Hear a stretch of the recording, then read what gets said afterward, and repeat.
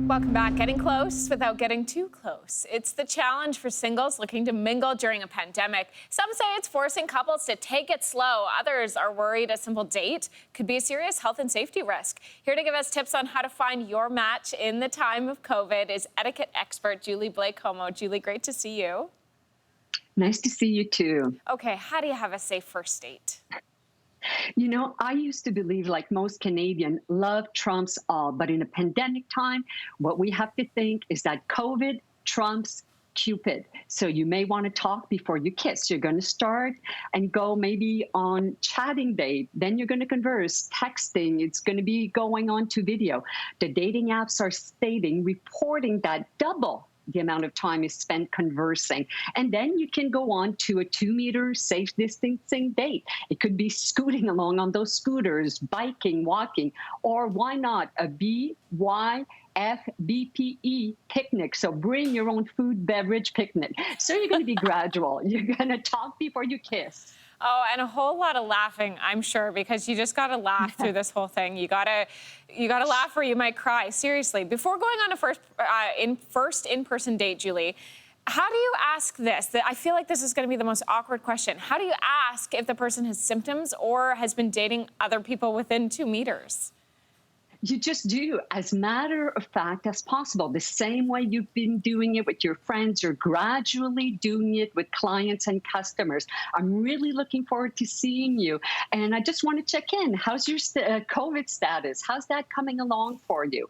And then you're going to observe and you're going to see and you're going to get some clues as to how the conversation's going to progress from there. But you must ask. Do it matter of fact, because that's what we're all living through. So, Julie, then they respond and they say, yes, they are dating other people. How do you deal with that? Yeah, that's a tough one. And it may break your heart, but safety first, right? So you're going to say, I really care about you and I have to maintain my health and that of my family.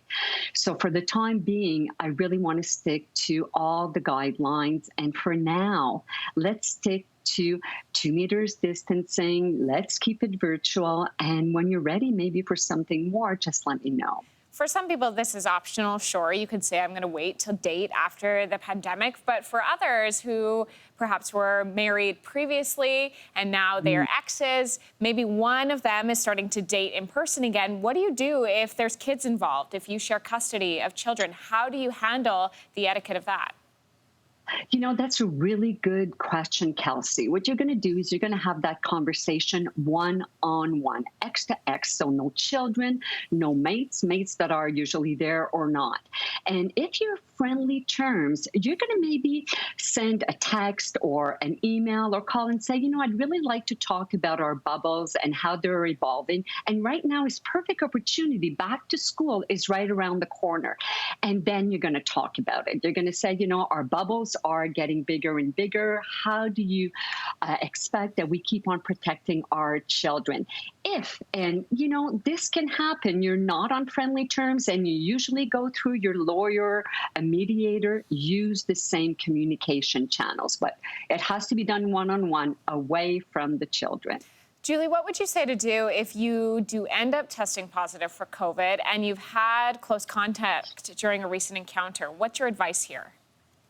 Do it as soon as possible. Pick up your courage, pick up the phone, send a text if you're worried, and also solicit the help of your healthcare provider, your doctor. They're used to that. They're going to be able to guide you so that these other people can get tested, but really do it as soon as possible. This is one of those cases where flip it around. Wouldn't you like to know right away? And think of all the people in your life that are being impacted by that decision. So as soon as possible. You've given us a whole lot of do's. What about your COVID dating don'ts? What are they? This big one comes from Mike at my favorite brunch place in Ottawa. Do not put your mask on the table. It's absolutely, well, I'm going to revert back to childhood. Gross. Think about it. It's as if you're putting a tissue on the table, isn't it? Oh la la.